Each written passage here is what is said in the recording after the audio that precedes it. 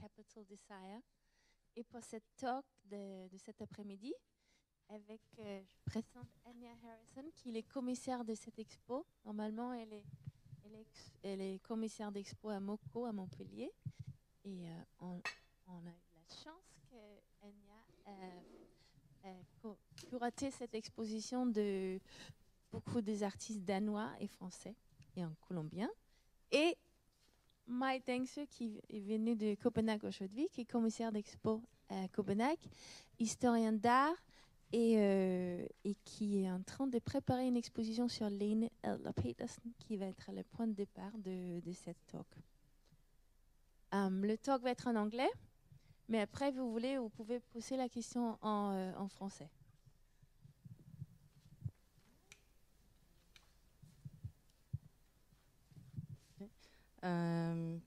Bonjour et bienvenue à toutes et à tous. I'm going to switch into English now for the talk. So thank you, Mai, for coming here and participating.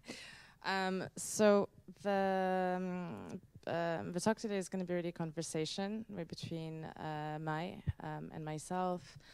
As Rebecca mentioned briefly, Mai is a curator based in Copenhagen, and one of the projects she is currently researching and working on is a solo exhibition of Lene Adler Petersen next year.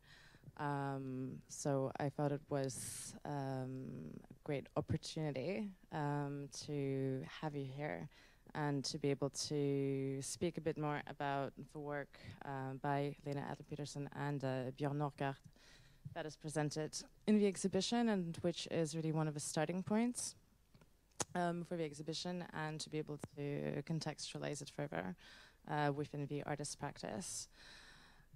So to give a bit of an introduction about the exhibition itself, it's called X, a Capital Desire. It brings together 11 artists from Denmark and abroad, and as the title makes evidence, I think quite explicitly, the exhibition explores the interconnection between sex, bodies, and capital, by which I mean also the fluidity of late capitalist neoliberalism and the way it permeates bodies, behaviors, desires, and drives. So the starting point for the exhibition, there are two starting points. One was the decriminalization of pornography in Denmark in 1969, which is something I came across in my research a few years ago when I was working on a solo exhibition of Betty Tompkins at Montpellier Contemporain, where I work. And the second was when I was looking into feminist art practices in Denmark from the 60s and onwards, and in relation to representation of sexuality, gender and bodies. I very quickly came across an image from the female Christ at the Stock Exchange happening, and without knowing anything about this piece of work or its context or how it happened, just the actual image was was incredibly striking. And then I later found out that that action happened literally a day before the law legalizing pornography in Denmark came into being. So the two events were one day apart and obviously linked together. So those were the two kind of starting points to then think about artists, not just in Denmark but internationally, who kind of question, I mean, at the same time, whether the liberalization of the image is necessarily equivalent to liberalization of bodies, the power structures that govern the construction, circulation, and consumption of these types of images, and especially sexual and sexually explicit images, and the relationship to questions of work and labor.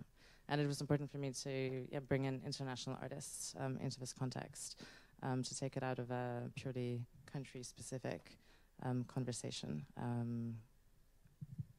Yeah. And so I think maybe you wanted to maybe give a bit more of a biographical sort of introduction to Lene's work before we dive more into the female Christ. Right. Thank you, Anya, and thank you for this beautiful and quite explicit exhibition in daily light. It's like really intense to see these kind of works in this kind of like space and lighting and etc. What I think is very interesting in what you just said was like the legalization of the image doesn't mean legalization of the body, and because of my current work with Lene Adler Petersen, I was talking to her just last week, where she was discussing the sexual act between her and Bjørn Nørgaard, which some of you just saw because we were laughing about it. And she didn't call it, so I was asking like, how do you see that today? And for people who don't know it, like Lene Adler and Bjørn Nørgaard, they are a couple, like, so yeah, I don't know about their private sexuality, but they're like a couple, and she called the scene a rape scene. So it's not only like a legalization of pornography being a positive thing, it's like still a comment on women's place in history, which Lene is calling, you said that the legalization of pornography in Denmark was tattooed into your brain. And there's a sentence by Lene Adler Petersen saying history is tragic because women's history is a tragedy.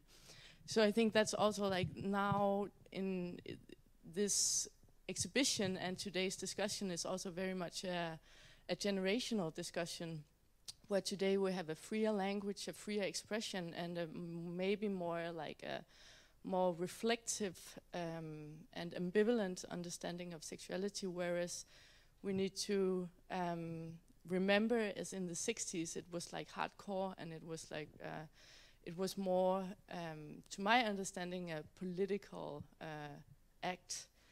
That having said, and then I'm wrapping up, like, because I'm focusing on Lene Adler's work, and I got interested in it through like different ways or paths.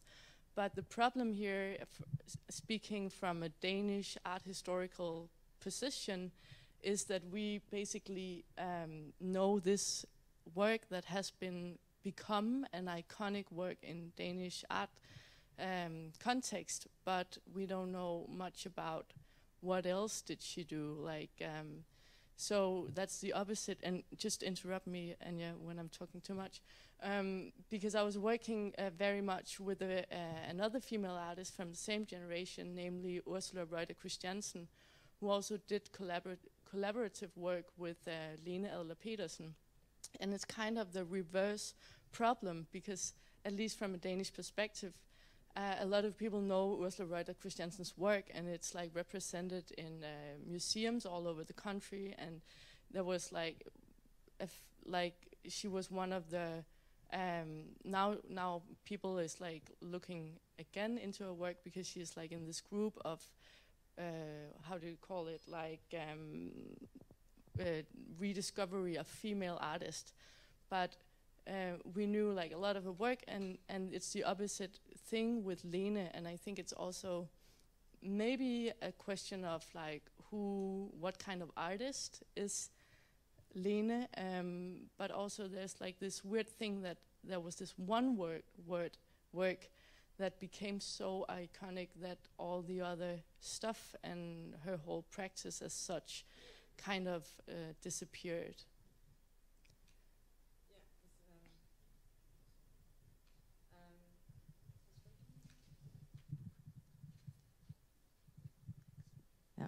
Because The Female Christ is really the first work that Lene and Bjørn did together, because Lene had just graduated that same year.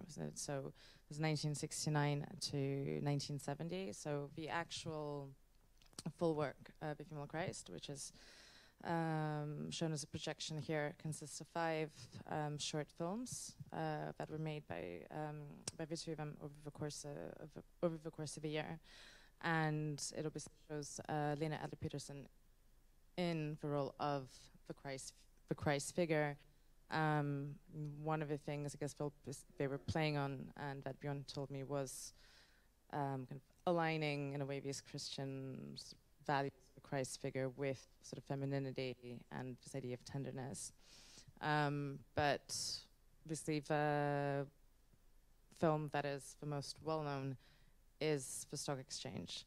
And so kind of to give a bit more background about that work. So it took place anonymously at the end of the day on May 29th, 1969, where Lene Adler Petersen and Bjørn Nørgaard entered the Copenhagen Stock Exchange. One of the reasons that they chose this building as the site for this happening or action was as a symbolic site of commerce, capitalism, patriarchy, and as a way to infiltrate it and to question also social structures. And so what happens, and the film that exists, I mean, it lasts less than 30 seconds, I think, is at the end of the day, the stockbrokers are in the main hall of a building. A door opens at the far end of the hall, which is actually the library, and out walks Lene Adler, who is the only woman in the space, the only body that is completely naked, and she walks through this crowd of men holding a small Christian cross in her arms. And obviously the sound is not on at the moment, but if you listen to the video, I mean, the quality isn't great, but the main thing you can discern is just complete sort of mayhem and slight chaos, and no one understanding what on earth is going on, who these people are, what are they doing, is this an artistic act or something else? So she just walks through this crowd of men, and then the two of them leave through the main entrance of the stock exchange in a car that is waiting for them outside. And the second part of this work, which, you know, how it develops, and something that sort of struck me, is the last film that was made in 1970 in the context of a group exhibition at Kunsthalle Charlottenburg, in which the two of them were participating, and in which sort of the Christian cross effectively becomes little by little a fucking machine. And it is actually called a fucking machine by Bjørn Nørgaard. They still exist, 3 wooden objects which could potentially formally be a cross, but 3 wooden instruments which are meant to contain or hold the woman's body in a position for her to be penetrated by a male in different positions. So these works were created for the Charlottenburg exhibition in 1970, and then, as we'll see in a couple of minutes, the artists activated these pieces. This was done in private, but was obviously filmed, and so this forms the last video of a female Christ. So for me, it was interesting to kind of see this sort of development female Christ figure, and this kind of becoming increasingly sort of explicit imagery and gestures, but also what was interesting about this work was the images that came out of it and how they were circulated, and the extent to which the artists were also obviously very conscious of debates and conversations about obscenity and pornography in Denmark at the time. So it's not an accident. I think it was actually legalized the day after. Yeah, exactly. Happening. So it's not an accident that like the happening kind of took place the day before, but also the happening, how it was mediatized, was the artists themselves published the images I think the next day or 2 days later in a self-published magazine that was partially edited by Bjørn Nørgaard, which is called Hedge. Okay, I was not funny name, also in Danish. I was on fire.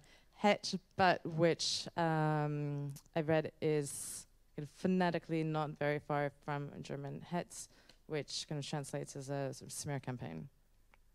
So it's kind of sort of playing on these notions of visibility and circulation.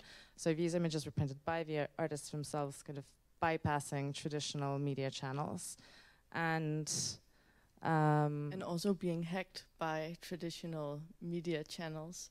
Because, as you, not to interrupt, Anya, but they were producing this magazine called Hedge, and that was part of X-Skolen, an experimental school that was established as an opposition to the Royal Academy, as so was the happening, an opposition to traditional art forms.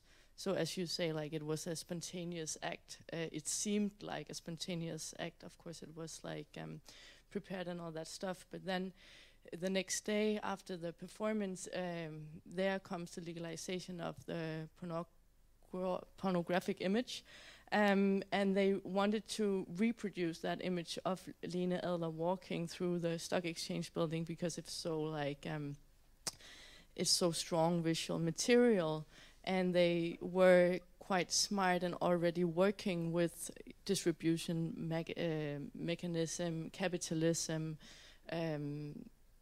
The power of the image, and because this performance that also like not even like broke the traditional border of like what an art piece should act or be like, but it also broke like the glass ceiling in the understanding that everyone in Denmark, almost like generalizing a bit, everyone knew about this act. And then the biggest newspaper, Politiken, who also wrote like a beautiful review of your show, Anya, in Politiken, they wanted to buy this image of Lene Adler and then put it on the front page of Politiken because it made sense, both in terms of like the context, but also, of course, because it was a good picture. And then they had already organized this magazine called Hedge, which at the moment cost what is like 50 cents, which maybe is like, I don't know, €5 today. But they said they would only sell it for like 100 euros. So of course the newspaper didn't want to buy it for that much money. So they were also like acting, that's why I said disrupted, but working against like traditional distribution mechanism, but also taking the power back of the imagery, or like not even taking it back, but holding on to it, like keeping on to your old visual material. And then they produced it in Hedge, and everybody bought it, and then some days later, Politiken and Ekstrabladet, which is a more like colorful magazine, they used the image because Hedge has printed it, so they kind of stole the image and put it in the newspaper.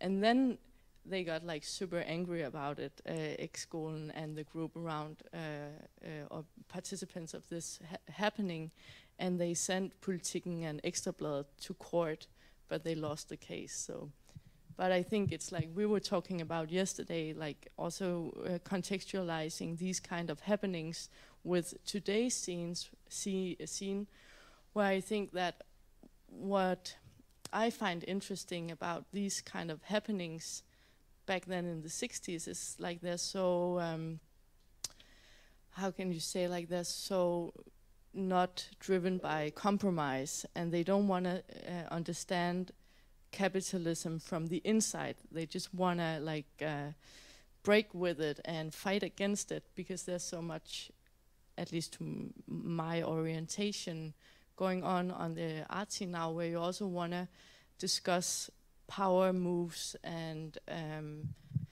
capitalism by collaborating with like the capitalist machinery, and they're a good example of like always standing out. And maybe that's also why an artist like Lene is really in the periphery of art history, because she was so like outside, like always like protecting herself in a way that kind of also excluded her somehow.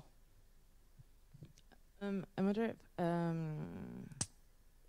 if you could speak about or expand a bit more on kind of what reaction to this work, particularly in Denmark at the time, both within, I mean, general public, but also in relation to sort of feminist movements at the time, because it's also the time when take place. It's sort of contemporaneous with the Red Stocking movement in Denmark, which starts in 1970, if I'm not mistaken. And I mean, that's not necessarily Red Stocking movement is not necessarily like an artistic movement, but more of a social feminist fight for equality and for doing away with these very sort of gender-specific roles in society. Right.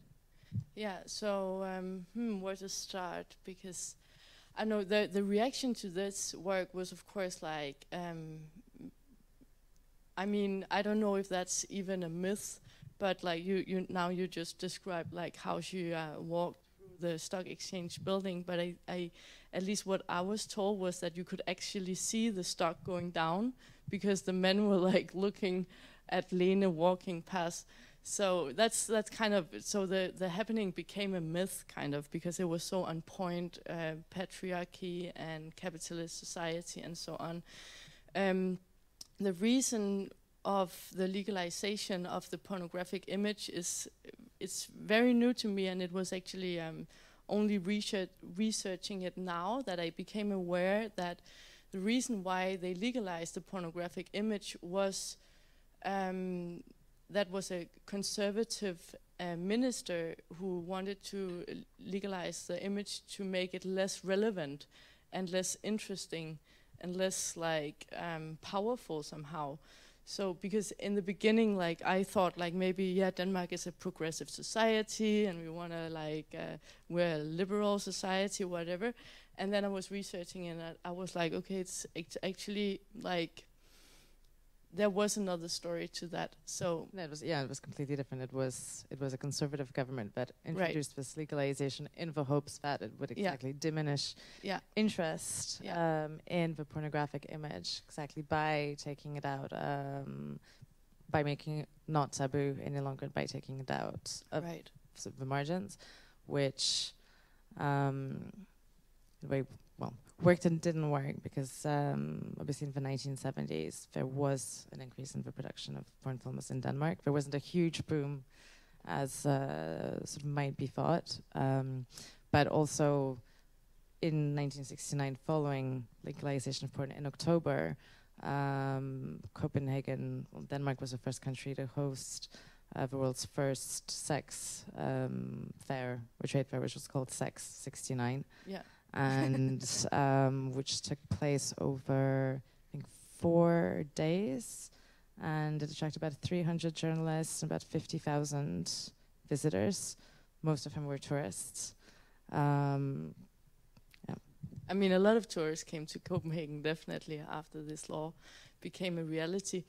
But I think also talking about the female Christ is like obviously that they want to engage with society, and as you say, Anya, it's also about, it's not only about art, it's also about class, and it's about female sexuality, but also on a very like local and concrete level, where they not only produce the magazine Hedge, but Lene Adler Petersen was also part of a feminist organization that produced art, but they also produced other magazines. I brought some along. I just want to hand them out, called Women, and they're also like she was in the editorial team, but also in the graphic team. So they they're kind of like obviously allowed to make a new visual expression, but they're also just teaching and educating female and women about sexuality, because like in the 60s you can go to the doctor and then he could tell you like some stuff about your body, blah blah blah. And so they were like really organizing, and I guess it was the same in France and like in all Europe at the same time. It was like in Denmark we have this book called Women Know Your Body, and that was like the very first move towards like female describing female, not only sexuality but also like body, life, cooking, sewing clothes, like all that kind of traditional female labor. That was like a really big part of that magazine project. But they also discussed like sex workers, for instance, which I think is really progressive, and also speaking about today issues, where there's the video, the introductory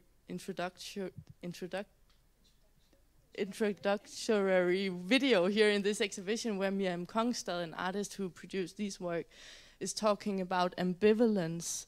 And I think that's where I also stand today, discussing sex working and like female body. And I also see the scene with Bjørn Nørgaard and Lene Adler as a rape scene. I still have like I still need to like nuance, and I think we collectively need to nuance like the discussion between like sexuality and labor, which is still like a pretty hardcore and political discussion. So, and but that's very concrete matters, talking into femininity and the red stocking movement. But then in Copenhagen, they organized, Lene Adler Petersen and Ursula Reuter Christiansen and some other artists, female artists. They organized the first women exhibition in '75 at Charlottenborg, where it had really nothing to do with sexuality or pornography or anything. They just wanted to bring all these women artists together in a huge show, where they also invited international names like Caroline Schneemann and Marina Abramovic, which was the first time that like these star artists came to probably Scandinavia, but at least first time they went to Copenhagen. And I think that because they were so good at like distributing material, so Lene was also not only doing works for the exhibition, being an artist, but also the curator and the organizing this whole thing. She was also doing flyers and posters and collaborating with the media. So the message of this exhibition was distributed all over the country. So and also internationally, because then curators from Germany came and saw the show, and then they got inspired to do the first like female exhibition in Charlottenburg in Germany afterwards. So yeah. In that way, actually, it makes me think, because obviously a lot of her work was collaborative, whether it was working with Bjørn Nørgaard, with other members of X-Colon, the other performance happening, which is very well known in Denmark. They did the Horse Massacre, right, which was also with Henning Christiansen, who was Ursula Reuter Christiansen's husband, and a member of Fluxus as well. Obviously, for work organizing, working on the women's exhibition, being part of editorial boards. Was she much also in contact or in conversation with other artists or female artists kind of her generation outside of Denmark? Kind of did this collaborative work kind of or exchange extent to more internationally as well? I think also speaking about these group, they came like these women's group where they, and it was like really like almost like a political party that where they had like meeting every Wednesday or something like that. It was very like practically organized. But so she had colleagues female colleagues in Denmark because of the self-organized groups, but working with both Lene Adler Petersen and Ursula Reuter Christiansen, you're really met with this, maybe it's obvious, but because they were also first movers, and Lene Adler was the first generation of the academy in Jutland. So, and also Ursula Reuter, she was the first female professor at the Academy, Royal Academy in Denmark, Royal Academy of Art. And when you're the first woman to do this and you're the first woman to do that, then it also means that you're collaborating a lot with men, because otherwise you wouldn't be the first woman to do it. So there's like also Lene was like working, as you say, a lot with Bjørn, but there was like obviously to Marina Abramovic and Kauli Schneemann came, but and that was actually Bjørn Nørgaard's effort, but there was a strong connection to Germany because they were all very big fan is not the right word, but they were all very much drawn to the work of Joseph Beuys, who was at that time teacher in Düsseldorf, where Ursula Reuter also studied. And Joseph Beuys invited both Henning Christiansen and Bjørn Nørgaard to Düsseldorf. I don't know if he also invited Lene, but the two men went. but Beuys's project, of course, was to make art and life merge, and to not have like a distinction between art and life anymore. So that was a big project, and that was what they were all very much inspired by, which is also like something you see traces of that in the female Christ. But I think Lene was also like, she went to New York and she went to Mexico and she was like out and about. But I think it was during the 70s, her and Bjørn also moved to the countryside, to an island far away from Copenhagen, which is pretty much the art center in Denmark. And they moved out there because they wanted to create a whole different life. So they weren't really interested in producing artworks that had to be exhibited at international galleries or international museums and so on. Maybe Bjørn, but but they were like they moved out there and they wanted to live out this vision of initially Beuys, but maybe many had that idea, but really to move away from the apropos capitalist, like moving away from the commercial art scene as much as possible. Was that a question? An answer? Yeah, completely.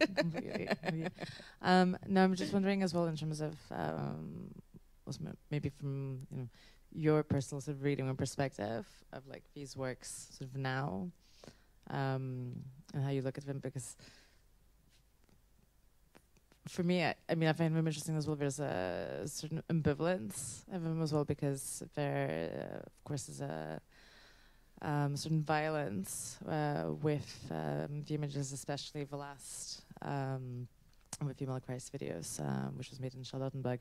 But in the same way, when I first saw them, I kind of felt it, in a way almost a certain, I don't know how to say it, a certain like naivety as well, a sort of innocence in their approach to it. I mean, there's obviously, there's of course a questioning of gender sort of power structures, of capitalism, but of course, it's still staying within a kind of, sort of binary, right? Sort of binary forms, which are flipped on their heads, but they don't, they're not exploited sort of further than that. So, for me, there's a certain sort of innocence, slight naivety to these works. Sometimes I don't know if. Yeah, I mean there is. You have the same feeling, or. Yeah. I mean, yes, but I also really see it as a generational thing, like this naivety towards like sexuality, but also like very time very 70, kind of like, yeah, the sexual interaction between Bjørn Nørgaard and Lene Adler here, representing the he and the her. It's very like, it's just penetrating. That's kind of the image of like, yeah, violence, as you say, and also what Lene actually say, calling it rape, not like a sexual act. But I think that's also because now this, maybe we are looking at this with the attention of the explicit visual material, because talking about binaries is not only talking about like female and male and like these normative way of thinking about sexuality. Also in the 70s they had there also I have a print with a representation of group and a group sexual activity that also got like yeah, you can. So it was not like they were only interested in the female and the male like penetrating act. But I mean, talking about binaries, I think for Lene Adler Petersen at least, she was also very much interested in binary stuff, not speaking about gender. But she made, like in the 80s, for instance, she made this photographic series. She's like, I didn't even like introduce Lene, but she's did happening in films, but she also did photography and a lot of paintings and drawings and stuff like that. And she was like organizing stuff that she thought like would fit together, like in a feminist imagery. So using objects that are like that are representing the female domain, as the coffee cup, for instance, being bound to the under cup and stuff like that. So I think it's she kind of a sort of, I mean, not the same, but it makes me think of Martha Rosler's semiotics of the kitchen. So yeah, exactly, because I was also thinking about Lene's work, like just walking around the street, and I was like, I think at the end of the day, it's like really about semantics and like how can we change language, how can we change like binary systems, not only speaking about genders and so, because then she was at one point also putting stuff together that wasn't really, that didn't make no sense, like a knife and a fork obviously like goes together, but then maybe it was a fork and a hat. So that was kind of like a red thread in her like artistic practice, I think, like experimenting with binary systems, which is very easily, yeah, you get my point, very easily read into a patriarchal structure. But I think for her as an artist, it's also very much about like materiality, language, and another, yeah, metaphoric alphabet kind of.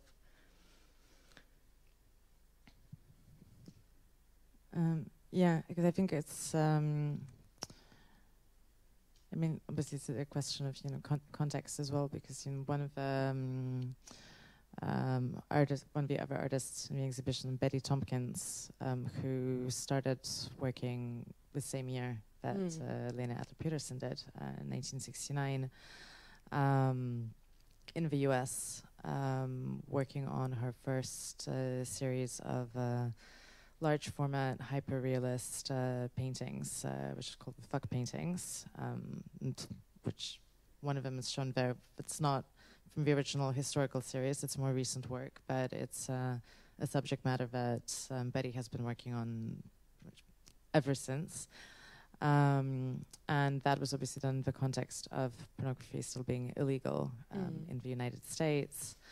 The source imagery for those works come from pornographic photos that her first husband used to collect in a big collection, and the way he would collect them was he would order them by mail order, so by post, to be delivered to a PO box in Vancouver, Canada, and then once a month he would take the car, drive over to Canada, pick up the photos, hide them under the cushions and seats of the car, and then drive back. So there's this whole thing as well of like this circulation of sexually explicit imagery, which in a way is obviously illegal, it's not allowed, but it's circulating sort of globally in completely sort of like semi-invisible circuits. And then what Betty does, of course, is she starts playing with these photos one day, cropping them. And I mean, the photos themselves, the originals, are absolutely tiny. They're about 5 by 8 centimeters or so. And then she starts cropping them with her fingers and then using masking tape to, little by little, take out any identifying factors of a body. So heads, torsos, legs, arms, and so the image that is finally left is the penetration, which he then paints onto canvases that are about 230 by 150 centimeters. So something that is completely invisible, but is still sort of circulating and being sort of consumed in the margins, all of a sudden gets just literally blown up in your face. Yeah. We were talking about, with your colleague Christine was saying like that also talking about this work, it's the first time I see this work, then it's also like about the pornography as like a selling image that's like sex sells, and then also commenting on like painting being the most valuable items in the art world, so mixing those two. But and that's just like that's very explicit in that work, but the mechanism behind that work is kind of like in dialogue obviously with Lene Adler Petersen's work. I don't know much time we have left, but there's also like the whole now I'm just looking at Adam Christensen's work which is also very much about like it's or he as an artist also discussed like labor and class and fragility and the periphery of the norm in a very like beautiful and poetic and very open-minded sense, where he was obviously influenced by the generation of the 70s artist that was like very like, he was like so into like these women that he considers like these strong women's, like really having a strong visuality and a strong political agenda, where he has this like very... Such as who, for example? Such as Ursula Reuter Christiansen and Lene Adler Petersen, being like the, you have also these photographs where they're like organizing the big exhibitions and being with the banners out in the street, because that was very much what they were doing. They were not sitting in their studios working on like artsy stuff all the time. They were really out on the street. And so is Adam, and also so is he inspired by that tradition.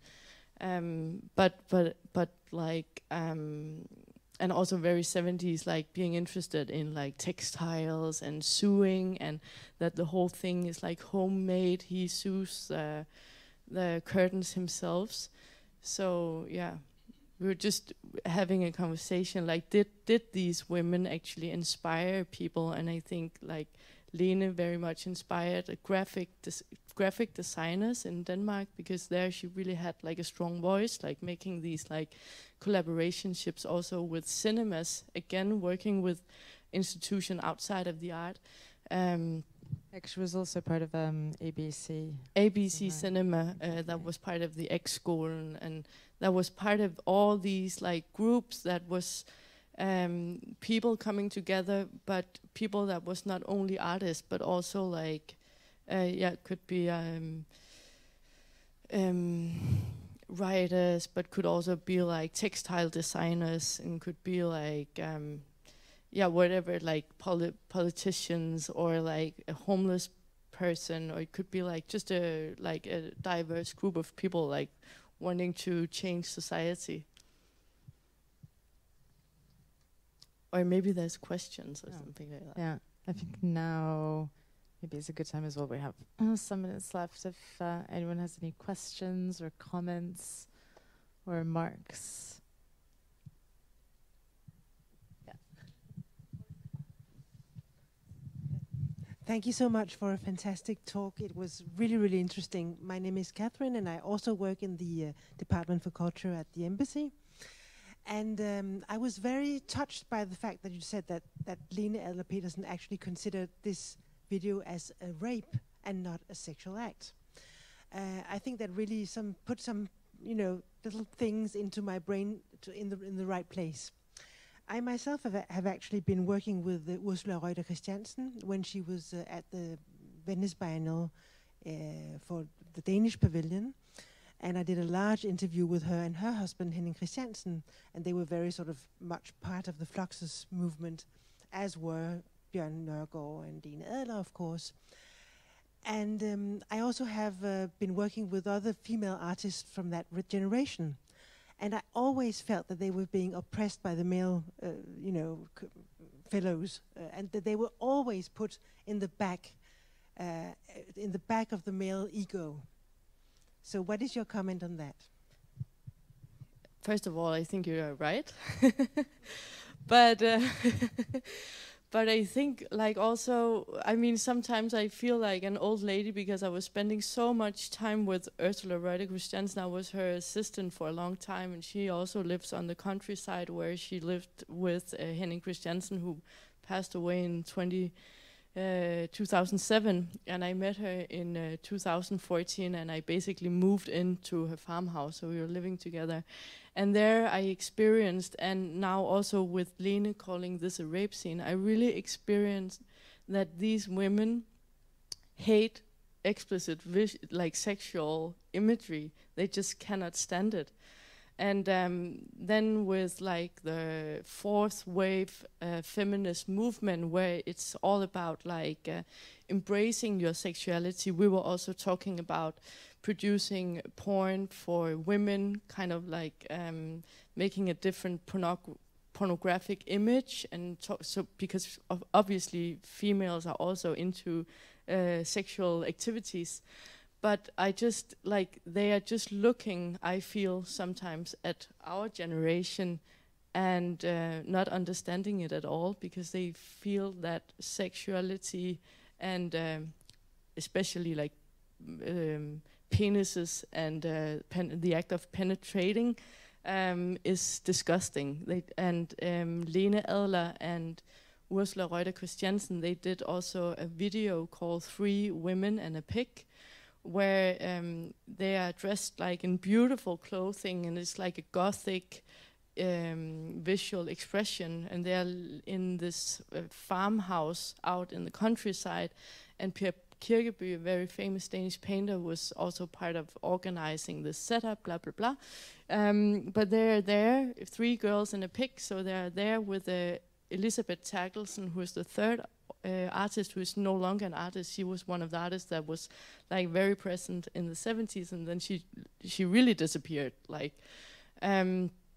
then they're cutting off the pig's penis or castrating the penis, and today when watching this film with Ursula, who did the film, she's screaming and running away. I mean, there's another trauma, I think, connected with sexuality.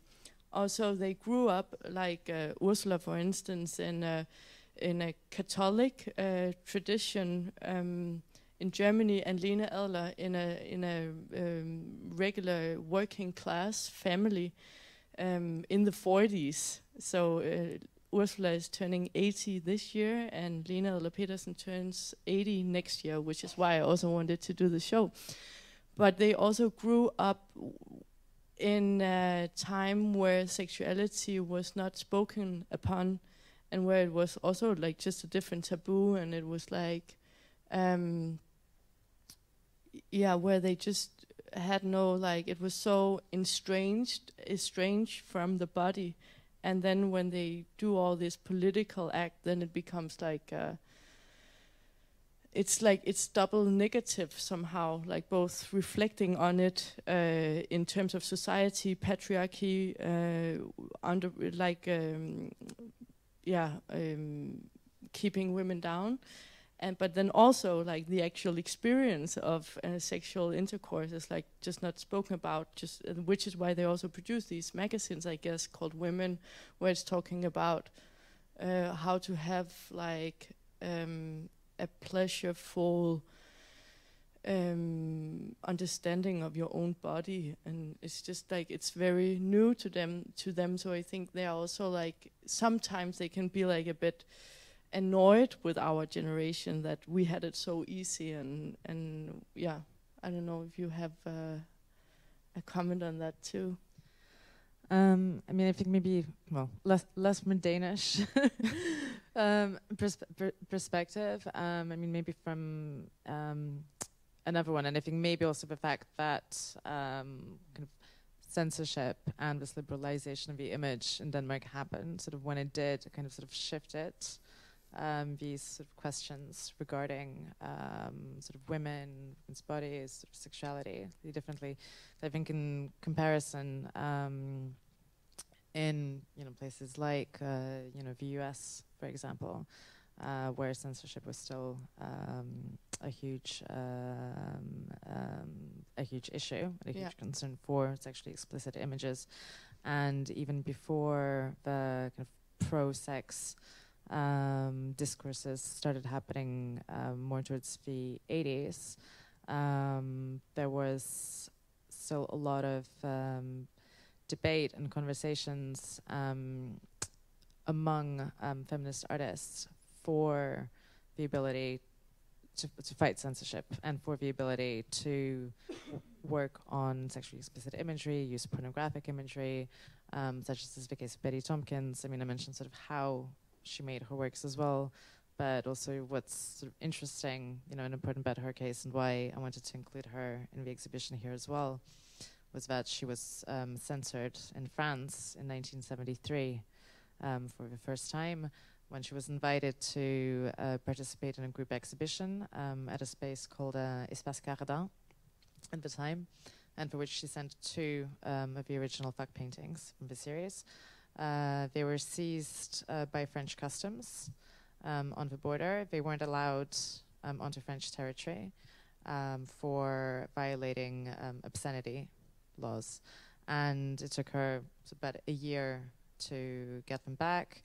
In the US, she was already completely marginalized, both by the art world and institutions, because there was no interest in women artists, and also by feminists, because it was out of the question at the time for women to be working directly with this kind of material, which for most feminists at the time was considered as the most exploitative violent act to be done to a woman. And so it was completely unimaginable that women could be working with this material without criticizing it and saying how violent it was, which Betty has never done. And I think that's like also like sometimes women are women worse, because then when you do this kind of stuff, they are like criticizing you. But talking about Ursula Reuter Christiansen again, she did this other the opposite feminist position. She was like making a film about her life when she was like cooking and being sad about having children, because then she couldn't work, and she also had a husband to take care of, blah blah blah. And the film was called The Executioner, and it was shown for the first Women Festival in Berlin, and it was very traditional image of the women that Ursula painted in this film, and she was booed out of the other feminists because they were like, pull yourself together, like you should just like stand up and be a man and blah blah blah. So exactly, because there's also a very famous image of her breastfeeding the husband. Yeah.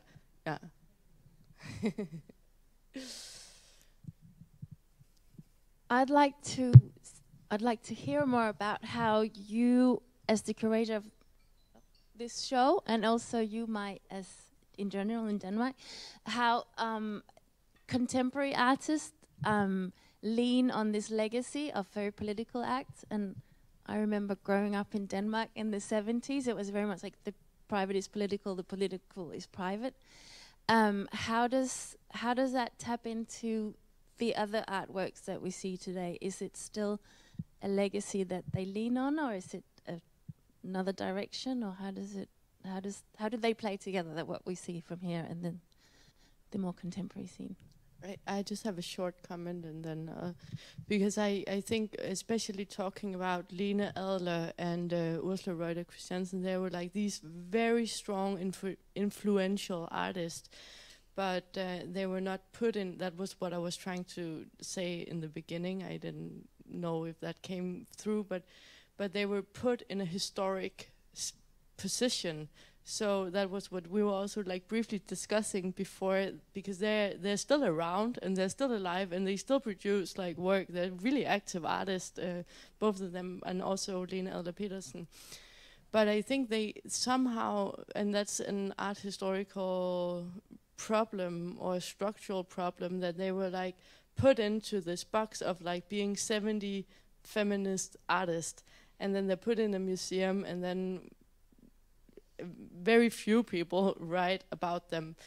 Being one of them being Birgitte Anderberg, who is the senior curator that you also collaborated with, Anya, who did an enormous work for these women to be like on display for the younger generation to engage with. But it was like very much because she's working in the National Gallery, so that was where her work was, Birgitte's work was like situated. So, and that's what I also said to Anya when watching this show, that for me, I'm really, really excited about watching these like rather historic works put together with contemporary voices, because I think they are really super relevant today. And I think a lot of artists in Denmark, and now also maybe like in Paris and more internationally, find some relevance in these work and these artist positions.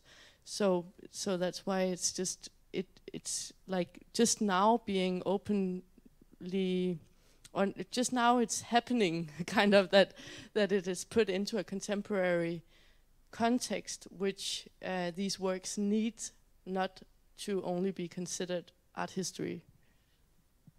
Yeah.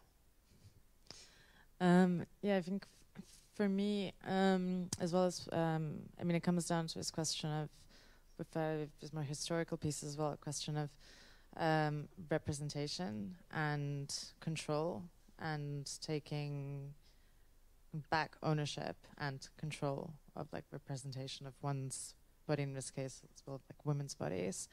And I think with a lot of more contemporary works, the interest for me was to complicate the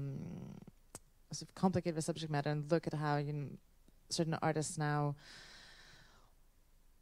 try to almost evade very direct tactics as well of visibility and representation. And for example, I think that's the case in a way with Miriam Kongsad and these 4 sculptures, which are called A Swirl of Desire, and which are made from unfired clay, so they're very, very fragile.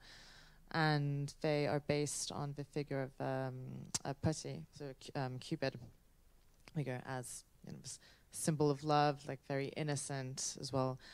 But they become these strange orgies, effectively, in a way where it becomes almost impossible to distinguish where one body begins, one body ends. Kind of everything melts together into just sort of pure flesh and desire, and evades kind of any direct reading, sort of interpretation. In certain ways, well, works by Tora Schulz, who explores throughout her practice a kind of systemic, inherent misogyny and gender violence that exists, that is prevalent in design, in sort of everyday objects that sort of surround us and that structure our reality. So in this case, the metal barriers around the space, which is called control, and which metal barriers that we see sort of in the street, but which take the form of what's the word in English? Bedhead, yeah. Tête de lit.